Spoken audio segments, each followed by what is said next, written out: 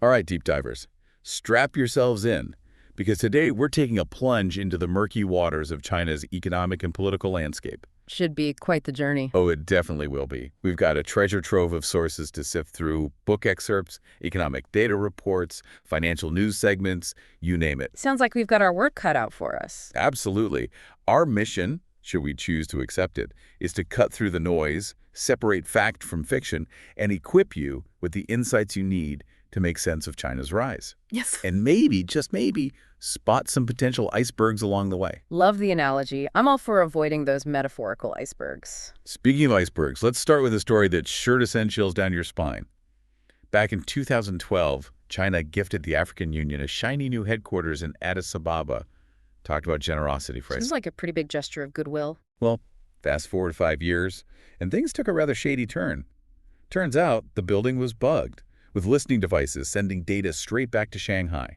And it only came to light when Egypt raised concerns and an investigation was launched.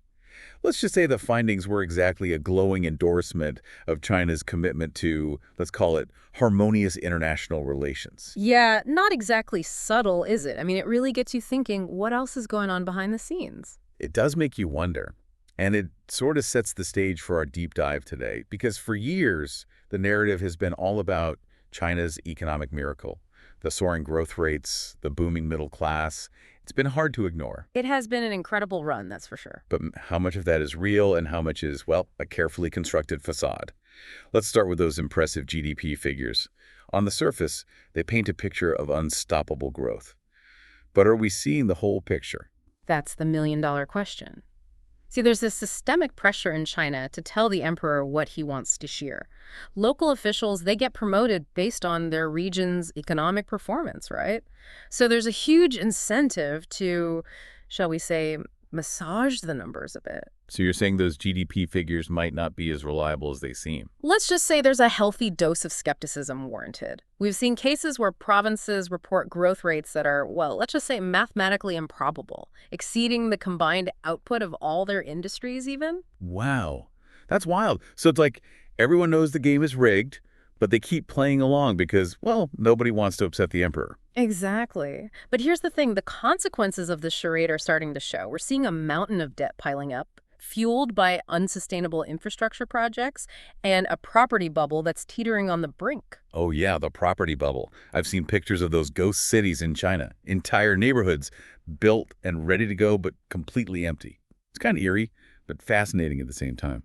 It's a testament to the, let's say, distorted incentives driving China's economic model.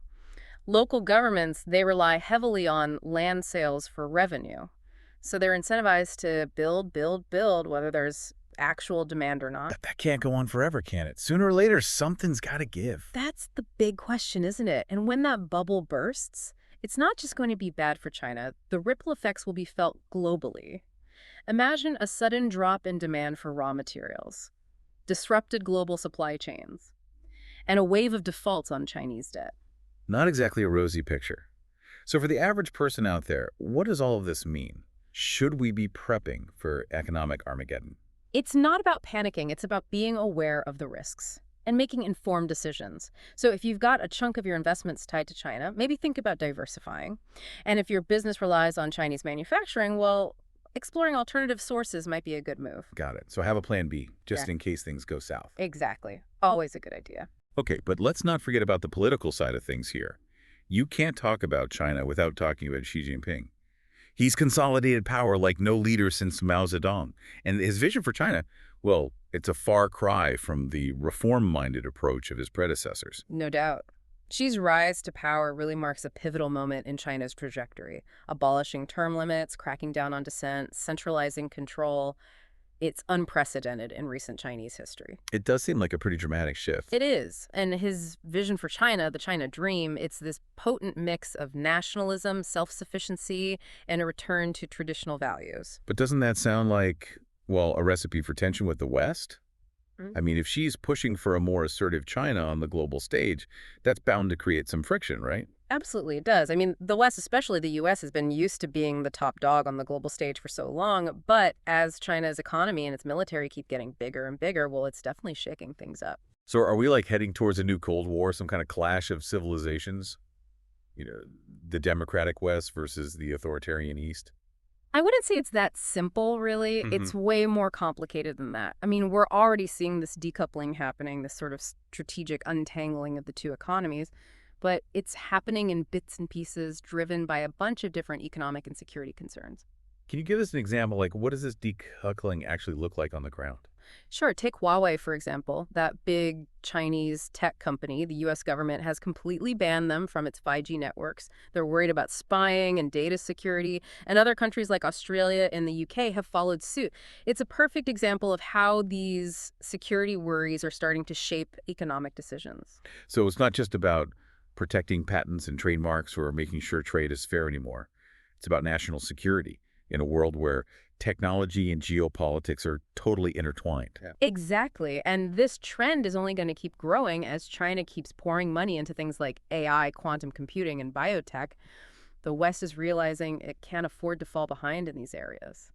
So if this decoupling is inevitable, what does that mean for the global economy?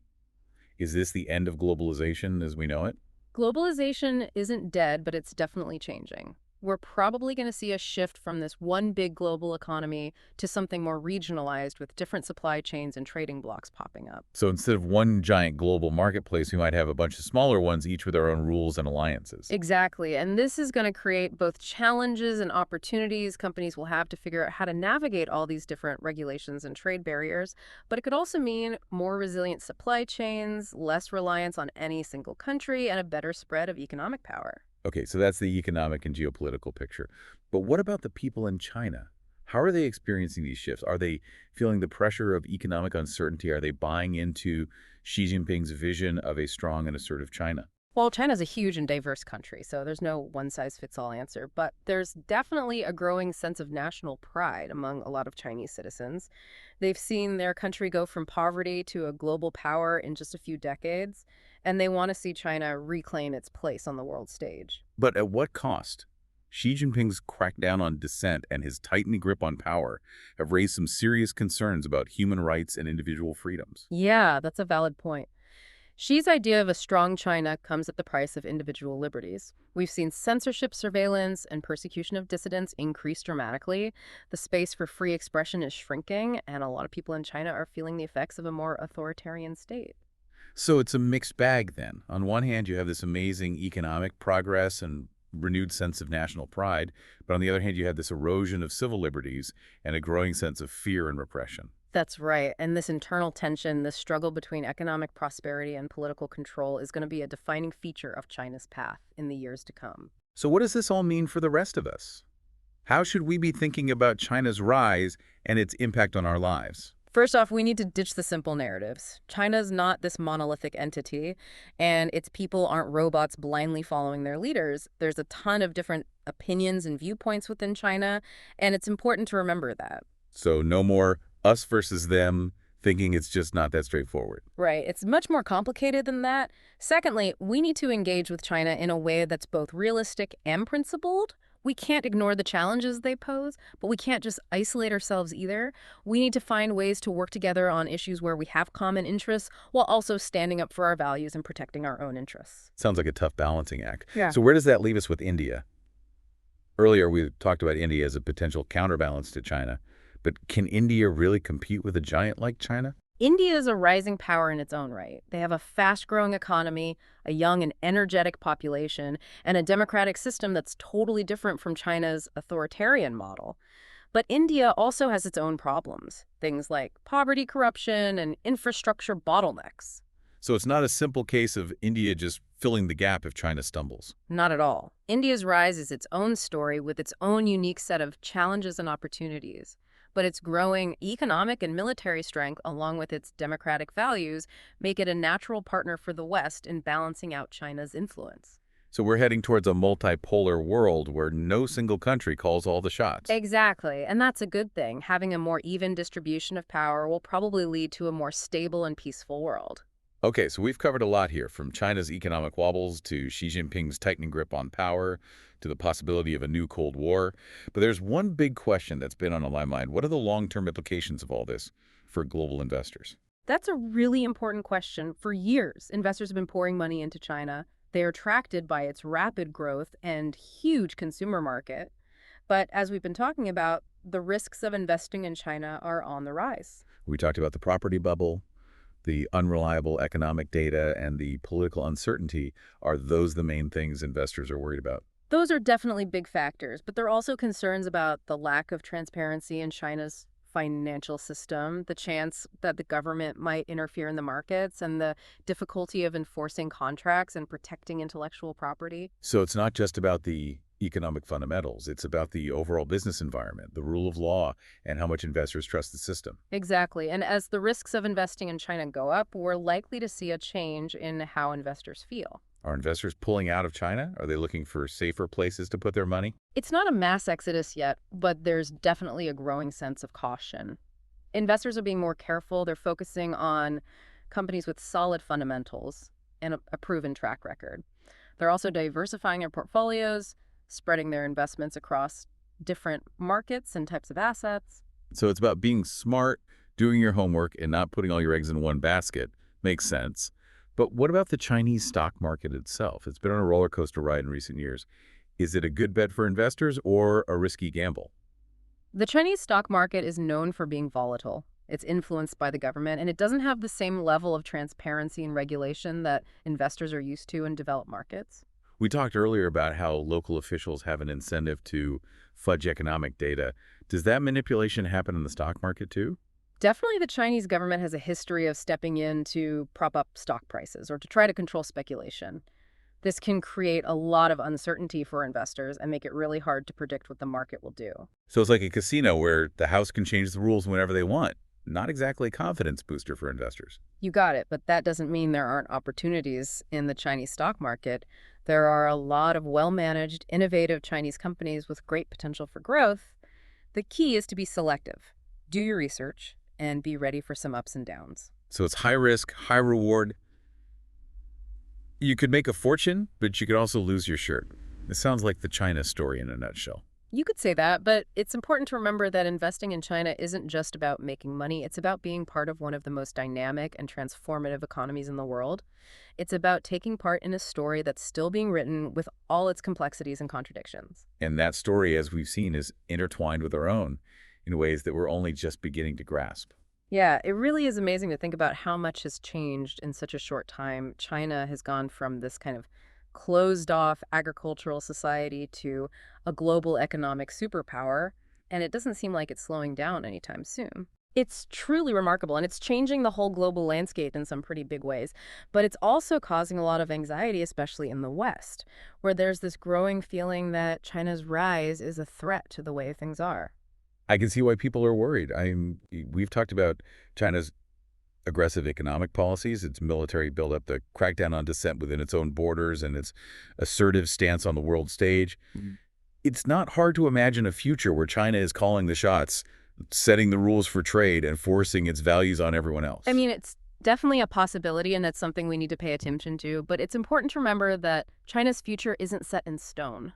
There are a lot of things that could affect its path and internal political dynamics, economic challenges, the response from the international community. All these things play a role. So it's not a guarantee that China will become this all-powerful authoritarian giant that some people are afraid of. Not at all. China has its own set of internal problems, a rapidly aging population, rising inequality, environmental damage, and a huge amount of debt. These challenges could put a brake on its economic growth and lead to social unrest, which could potentially weaken the Communist Party's hold on power. That's an interesting point. We tend to focus on China's strengths, its economic power, its technological advancements, but we often forget about its weaknesses. It's a reminder that even the strongest nations have their vulnerabilities. Exactly. And how China deals with these challenges will determine its future if its leaders can make real reforms, address the concerns of its people, and navigate the complex geopolitical situation.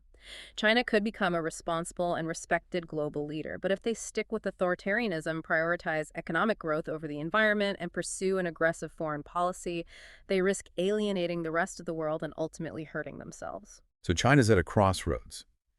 The choices they make in the next few years will have a huge impact not only on their own country, but on the whole world. And that brings us back to the question we asked before. What can we as individuals do to influence this outcome? Can we do anything to nudge China in a better direction? Or are we just watching this all play out? We're not helpless. Our choices, our actions, our voices can make a difference as consumers. We can support companies that have ethical standards and respect human rights as investors. We can put our money into businesses that are committed to sustainability and social responsibility. And as citizens, we can engage in dialogue, build understanding, and push for policies that promote cooperation and mutual respect. That's encouraging. It's a reminder that even when it feels like the world is too big and complicated for us to change, our individual actions can have an impact. And it's especially important when it comes to a country like China, where the stakes are so high. Absolutely. China's rise presents both challenges and opportunities. It's our choice how we respond to decide what kind of world we want to live in. We can either give in to fear and isolate ourselves, or we can embrace the complexity, engage with courage and wisdom, and work together to build a future where all nations can prosper peacefully and sustainably. Well, deep divers, I think we've reached the bottom of this particular dive. We've explored the depths of China's economic and political landscape, wrestled with the implications of its rise, and thought about what role we can play in shaping its future. But as we come back up, I'm left with a feeling of both amazement and unease. I get what you mean. China is a major player on the world stage, and its influence is only going to get stronger in the years to come. But it's also incredibly fascinating, a civilization that's been around for thousands of years, constantly changing, adapting, and reinventing itself. It reminds us that we live in a world that's always changing, with power dynamics shifting and new challenges and opportunities emerging.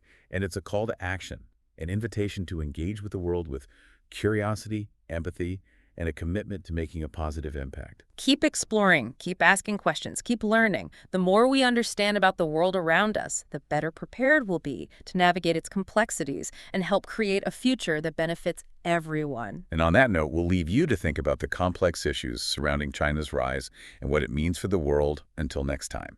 Happy deep diving.